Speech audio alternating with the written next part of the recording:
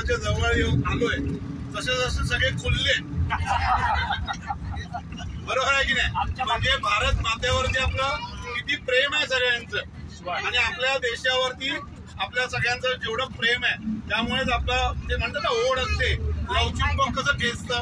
आता आपण जवळ चाललो तसं सगळ्यांचे चेहरे आज जास्त एकदम प्रसन्न दिसत आहेत. नाहीतर सगळे टेन्स मध्ये होतो आज काय आहे उद्या काय आहे.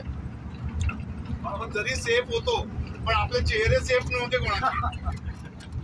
बरोबर की नाही. मीडिया आणि आपले जे तिकडे जे रिलेटिव्ह वगैरे आता यांचं एक बरं झालं की सगळी फॅमिली तिकडे होती.